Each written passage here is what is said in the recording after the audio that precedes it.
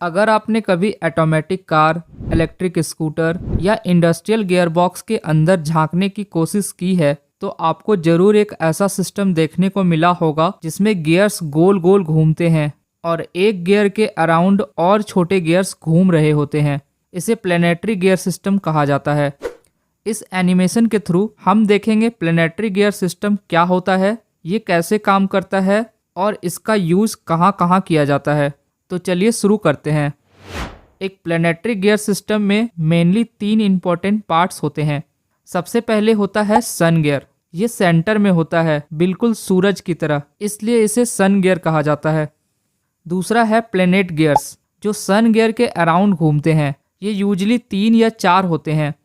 इसके बाद ring gear होता है, जो एक बड़ा सर्कुलर गियर सिस्टम के आउटसाइड में लगा होता है और इसके अंदर तीथ बने होते हैं। इन तीनों के अलावा एक और पार्ट होता है जिसे प्लेनेट कैरियर कहा जाता है। ये प्लेनेट गियर को होल्ड करता है और रोटेट भी कराता है। ये 4 कंपोनेंट मिलकर बनते हैं प्लेनेट गियर सिस्टम। अब बात करते हैं प्लेनेटरी गियर सिस्टम काम कैसे करता है। ये सिस्टम अलग अलग तरीके से काम कर सकता है डिपेंडिंग ऑन कौन सा गियर फिक्स है, कौन सा इनपुट ले रहा है और कौन सा आउटपुट दे रहा है। इसके अलावा गियर रेशियो को चेंज करके भी हम अलग अलग कॉम्बिनेशन क्रिएट कर सकते हैं। चलिए एग्जाम्पल के थ्रू समझते हैं। ये एक प्लेनेटरी गियर सिस्टम है जिसमें रिंग गियर के टोटल 160 तीथ, सन गियर में 80 तीथ और प्लेनेट गियर में 40 तीथ हैं।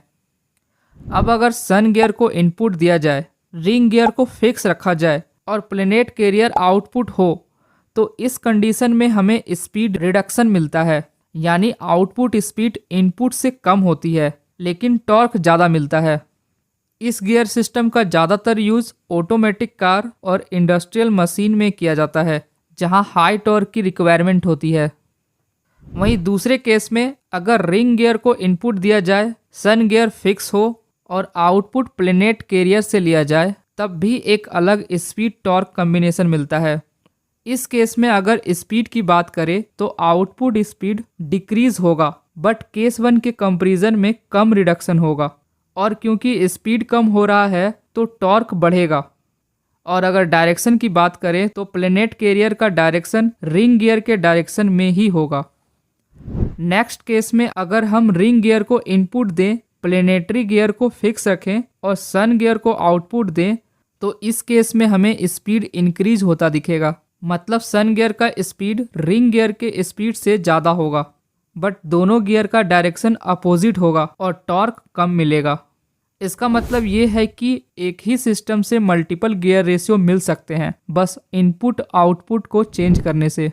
इस वजह से planetary gear system modern machine के इम्पोर्टेंट पार्ट्स बन गए हैं।